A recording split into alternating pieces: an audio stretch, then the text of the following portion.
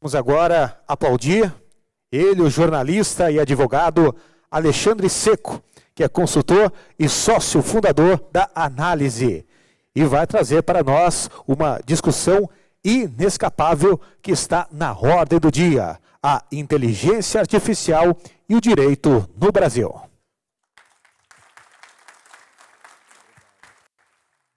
Olha, hoje, se 3 pessoas se juntam para conversar, 5 minutos depois o assunto vira inteligência artificial. Não importa com o que elas começaram a falar.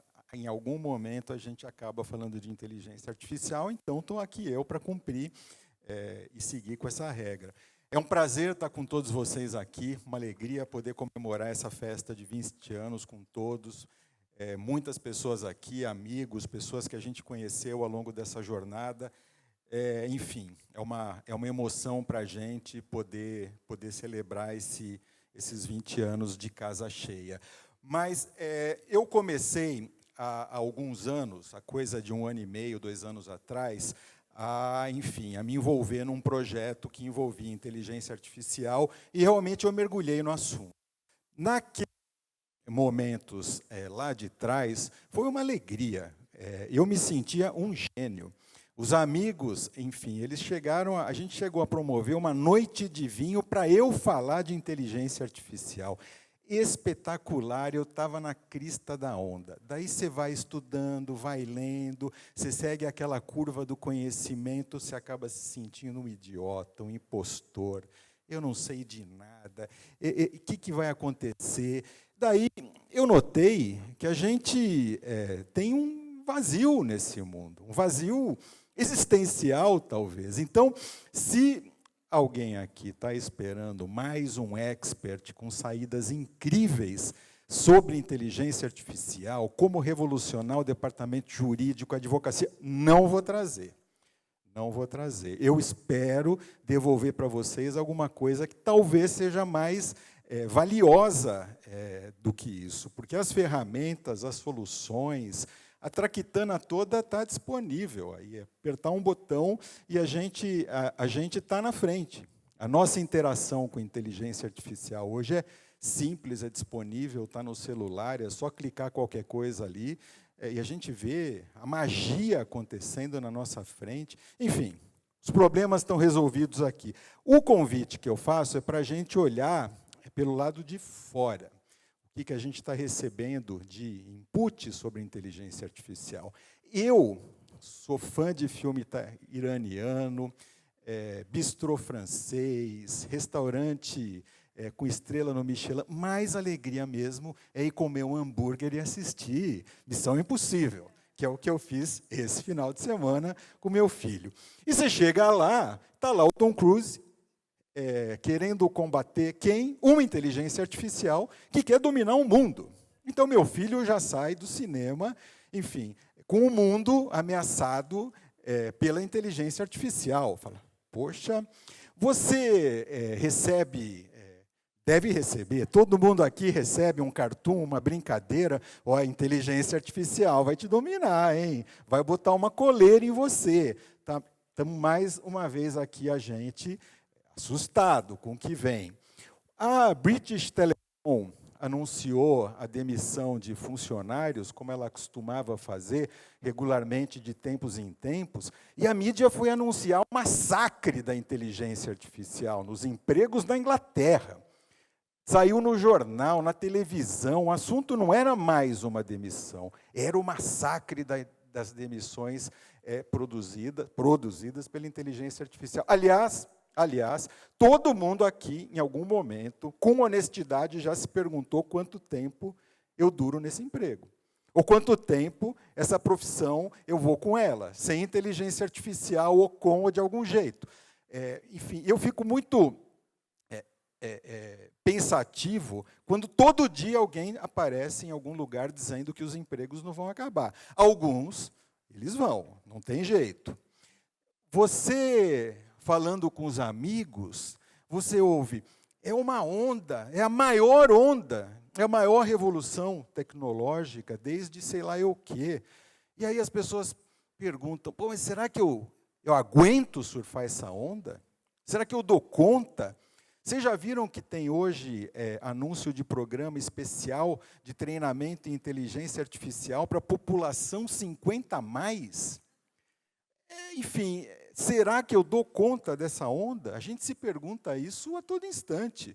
Eu não sei vocês, mas eu, enfim.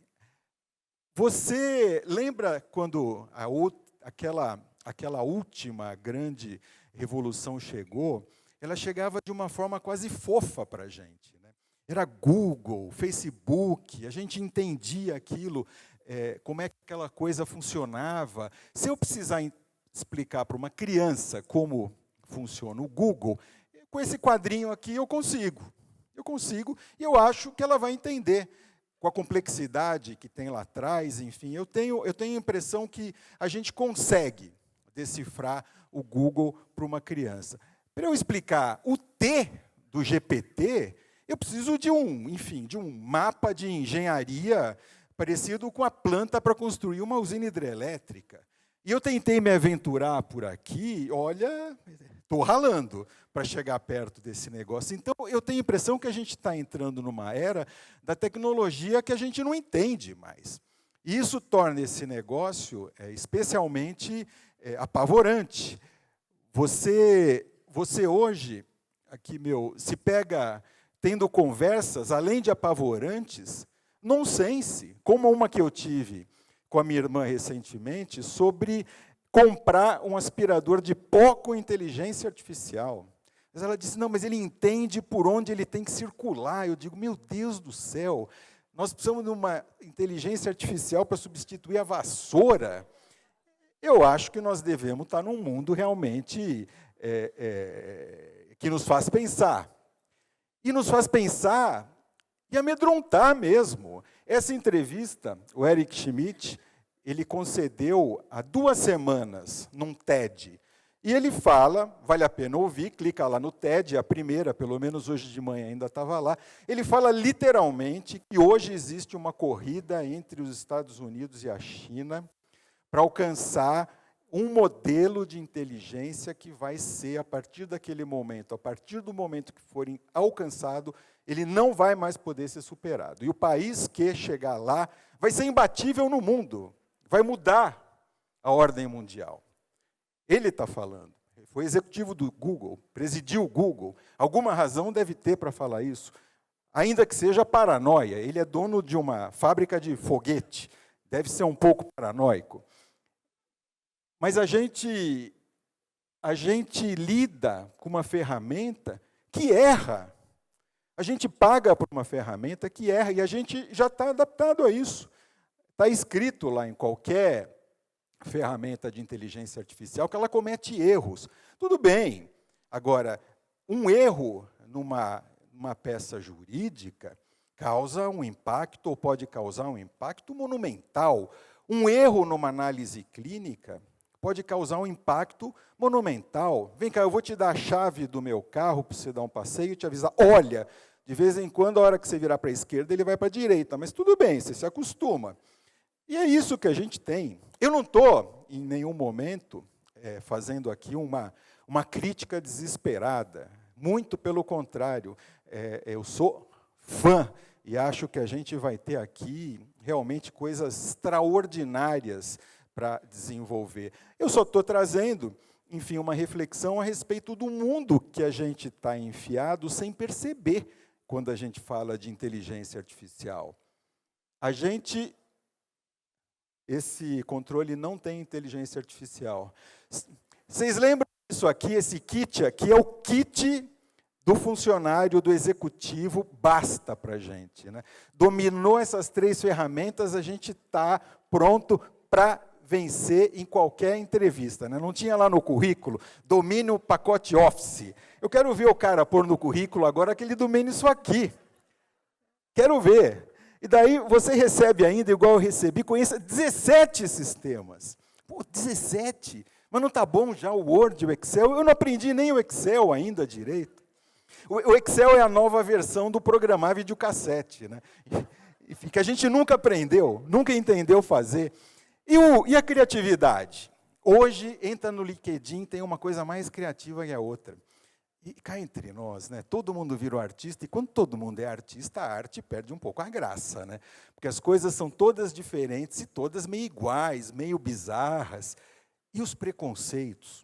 O preconceito da inteligência artificial já pôs gente na cadeia. Mas não precisa ir muito longe. Eu fiz a mesma pergunta. Retrate de forma realista uma rua nos Estados Unidos. Cimento, um asfalto impecável. No Brasil, é assim que eles nos enxergam. A pergunta foi rigorosamente a mesma. E um homem? O alemão é quase um engravatado. O brasileiro é visto de outra forma. Eu traduzo isso aqui em imagens, porque quando a gente pergunta em texto, os vieses estão todos embutidos também. Enfim, então a gente não está lidando com uma ferramenta propriamente inteligente. Enfim, a inteligência artificial ela é uma ilusão numérica. Enfim. E eu acho que isso tudo acaba gerando o que eu chamo de angústia. Eu vivo angustiado com isso, converso com gente que sente a mesma coisa, e daí eu pensei também que a gente precisa de alguma tábua de salvação para lidar com essa angústia e começar pensando e começar e seguir olhando para esse negócio de uma forma positiva, para a gente agarrar esse negócio, surfar essa onda, mas com algumas aqui válvulas de escape para isso. Então, eu lembro, vamos ver aqui, fiquei no brasileiro.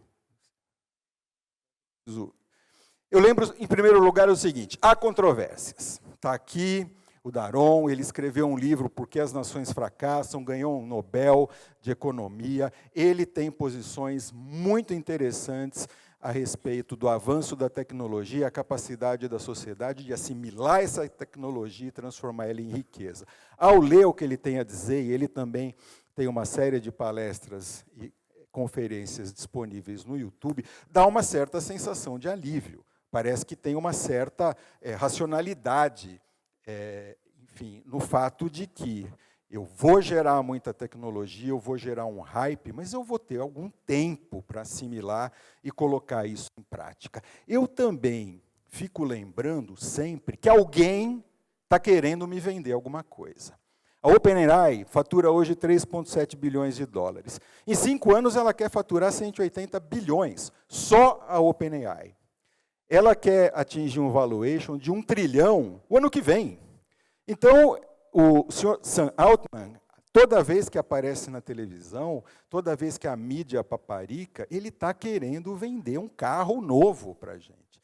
Eles precisam provar para os acionistas que esse negócio funciona, que esse negócio vai pegar e que esse negócio vai se pagar, que esse negócio vai pagar os bilhões de dólares que estão sendo investidos em plantas de energia elétrica. Enfim, então, nada contra, mas eu acho que a gente está lidando aqui com hype e com, enfim, quase um avanço especulativo sobre a gente, né? Todo mundo hoje aparece te vendendo uma solução em inteligência artificial de uma forma quase dramática. Dramático também está esse controle. Acho que não foi o Alexandre, provavelmente, viu? Sabia. Daí, quando eu vejo essa onda, eu penso, bem, se eu preciso só acender uma lâmpada, eventualmente eu não preciso contratar a construção de uma elétrica. Qual é meu problema e que solução eu preciso? Lá na análise, a gente fez um experimento, a gente tem também o nosso laboratóriozinho de inteligência artificial, e foi muito interessante, porque num determinado momento a gente descobriu que era mais difícil identificar o problema do que a solução, porque a solução parece que existe para tudo. Mas se você não acha o problema, nenhuma solução adianta. Eu lembro também que há muito tempo essa história está na nossa cabeça e nem todas as promessas se realizam. 2001, uma odisseia no espaço. Tinha lá o HAL 9000, um computador que era presciente, de fato ele pensava, prendeu os astronautas na nave e assumiu de fato o controle. Enfim, isso está muito longe de acontecer. Não existe nenhum estudo que mostre que a tal da inteligência artificial geral, que é aquela que efetivamente pensa, que é aquela que efetivamente poderia distinguir nuances, aquela que poderia interagir com o meio ambiente, ela está a caminho. A inteligência artificial que a gente vê hoje, ela é um amontoado de experiências passadas. Foram, enfim, para treinar o chat GPT, eles usaram 1 petabyte de informação. Isso equivale a 3,6 bilhões de livros. Se uma pessoa tivesse que digerir essa informação sozinha, ela teria que ter começado a ler no tempo dos dinossauros. Levaria 70 milhões de anos para acumular toda a informação que foi necessária para gerar o chat GPT, que erra, que chama carne de carboidrato de vez em quando. Enfim, mais uma vez esse tom parece um tom aqui negativo, mas muito pelo contrário, eu acho que é só uma racionalização para chegar ao ponto aqui que me interessa. Esse rapaz, esse sul-coreano, em 2017, ele foi vencido. Ele joga um jogo chamado Go, que é considerado o jogo de tabuleiro mais complexo já criado em função de todos os lances possíveis. E 20 anos atrás, a IBM ela já tinha, com o Deep Blue, vencido o Garry Kasparov, que era o maior jogador, foi considerado o maior jogador de xadrez de todos os tempos. A façanha do Deep Blue foi uma façanha matemática. O Deep Blue conseguia produzir e analisar jogadas matematicamente de uma forma muito mais veloz do que o Kasparov, e ele foi vencido. Em 2017, uma equipe do Google, formada por 17 engenheiros altamente qualificados, com base em todo esse conhecimento prévio do Deep Blue e de uma capacidade computacional gigantesca, eles trabalharam por 3 anos para chegar ao AlphaGo, que foi o sistema que disputou com o Lee Sedol, que era o maior mestre de Go daquela época. E qual foi o resultado? Em 5 partidas disputadas, o Sedol ganhou uma. A imprensa à época anunciou isso como a derrota de um homem pela inteligência artificial, pela inteligência da máquina. Mas será? Você coloca toda a inteligência da humanidade, um exército inteiro de engenheiros, em 5 partidas, um sujeito ainda ganha uma. Eu acho o exemplo mais extraordinário da capacidade humana. Mais extraordinário. O mundo de conhecimento disponível até então não permitiu que a máquina derrotasse o homem em todas as partidas que disputou. Então, eu fico pensando, que diabo é esse negócio de inteligência artificial e como é que eu vou encarar isso para eu viver em paz? Eu encaro como aquela nossa primeira bicicleta. Você enfrenta, uma hora você tira as rodinhas, rala o joelho, pedala, assuma o comando e divirta-se. Enfim, eu acho que essa é a solução que eu achei para lidar melhor com esse problema. O meu último slide, que é um motivacional, foi apagado, está vendo? A inteligência artificial conspirou contra mim.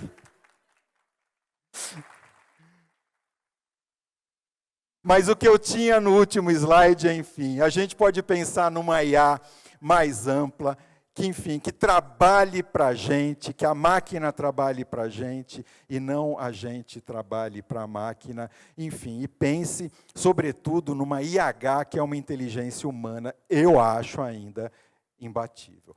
Obrigado, minha gente, muito obrigado a todos. Muito obrigado, Seco. Espero que no ano que vem vocês não coloquem um robô aqui no meu lugar, hein?